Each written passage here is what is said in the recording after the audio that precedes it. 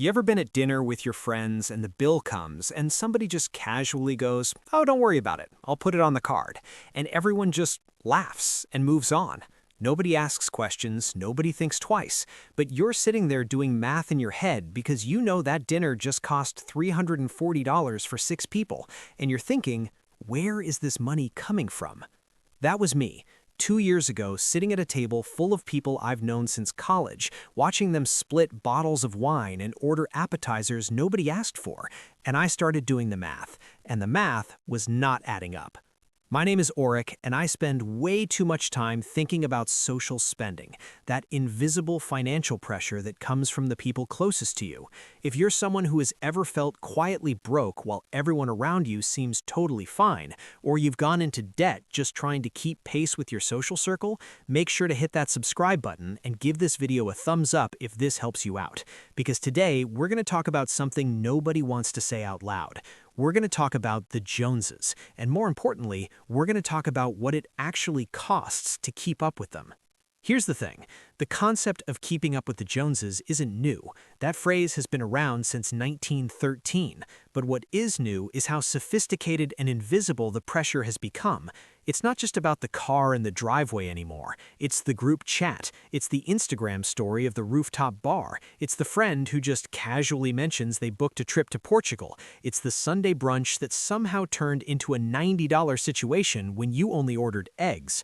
And look, the data on this is genuinely alarming. A 2023 survey by Bankrate found that 36% of Americans, more than 1 in 3, say they've gone into debt trying to keep up with the spending habits of their friends and family. Not strangers, not influencers, they're actual friends, people they trust.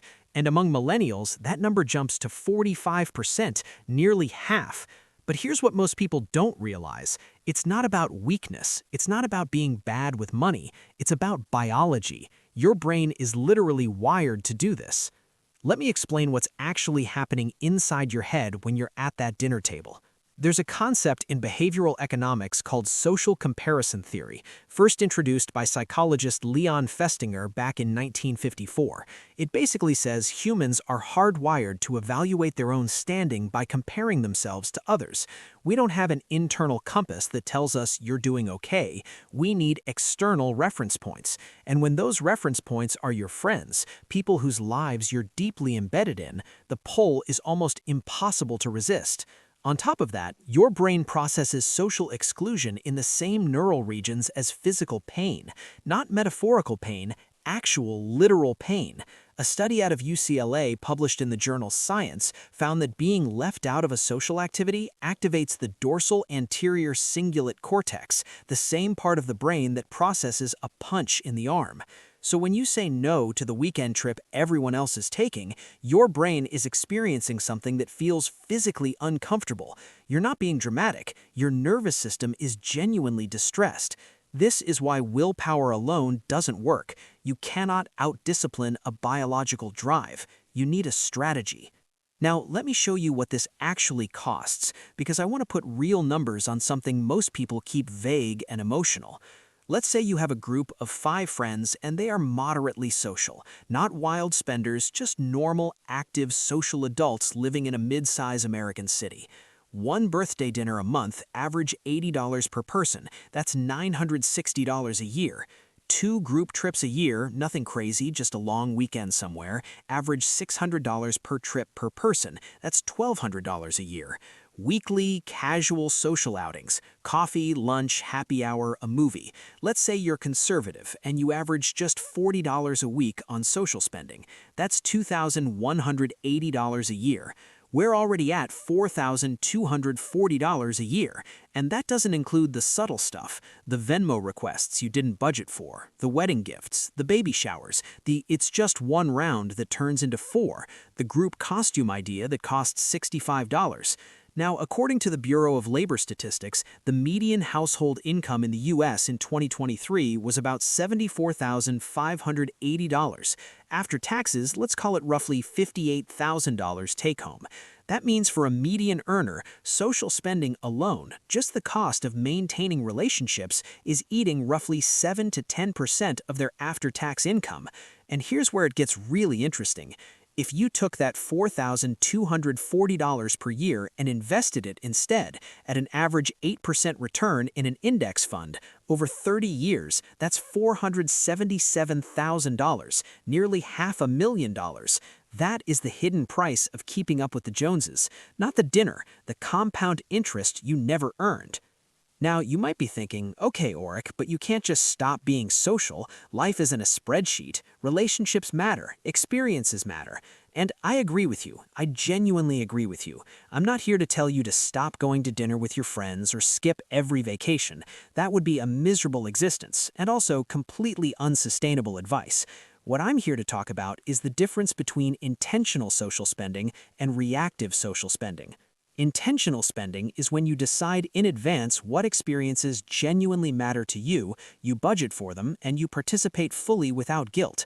Reactive spending is when you're just responding to whatever everyone else is doing, saying yes because saying no feels too uncomfortable, and then quietly panicking when the credit card statement arrives. Most people are living in reactive mode 90% of the time, and they don't even know it. They think they're making choices, but they're actually just following the path of least social resistance. So let me tell you about the conversation I actually had with my friends, because this is where the title of this video comes from. It was about 2 years ago. I had been tracking my social spending for 3 months, and the number genuinely shocked me.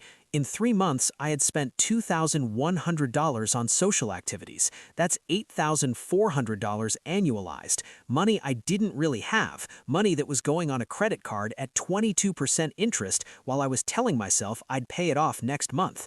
I decided to do something that felt genuinely terrifying at the time. I told the truth. I sent a message to our group chat, 5 close friends, and I said something like, "Hey, I want to be real with you guys. I've been spending more than I can actually afford to keep up with everything we've been doing, and I need to scale things back. I still want to hang out, but I need us to be more flexible with cost. Are you guys open to that?"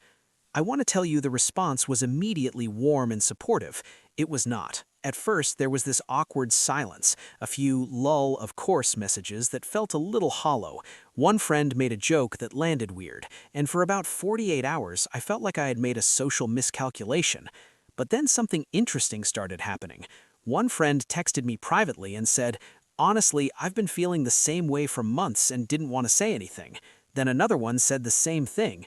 It turned out that out of 5 people in that group, 3 of us had been quietly stretching our budgets to keep up with the other 2, who, by the way, had higher salaries at the time. Nobody had said a word. We were all performing financial comfort we didn't have for an audience that was also performing it back at us. This is the Jones paradox. Nobody actually knows what everyone else can afford. You're spending money you don't have to impress people who are spending money they don't have to impress you. It's a financial Ouroboros. Everyone is losing. Alright, so let's get practical, because I don't want this to just be a cathartic video where you feel validated and then nothing changes. I want to give you a framework that actually works. Step 1. Audit your social spending for the past 90 days. Not a guess, an actual audit. Go through your bank statements and your credit card statements and tag every dollar that was spent in a social context. Dinner, drinks, events, gifts, travel, all of it. Get a real number. Most people are shocked at what this number is, but you cannot address something you haven't measured. Step 2. Separate the spending into 2 categories: experiences you would genuinely choose again and experiences that were mostly about not being left out. Be ruthlessly honest here. Some of those dinners were incredible and worth every dollar. Some of them were obligatory and left you feeling nothing except poorer. Know the difference. Step 3. Set a monthly social spending budget that is specific and realistic, not aspirational, realistic. If your current spending is $600 a month, you're not going to suddenly cap it at $100 and stick to it. Try $400. Work down from there over time. The goal is intentionality, not deprivation. Step 4. Develop a small set of graceful exits. This is underrated. One of the reasons people overspend socially is that they don't have language ready when they want to decline, so they default to yes. Have phrases prepared. "I'm on a tight month financially" is a complete sentence. "That's outside my budget right now, but let's do something lower key" is a complete sentence. "I'll come for part of the evening, but I can't do the full dinner" is a complete sentence.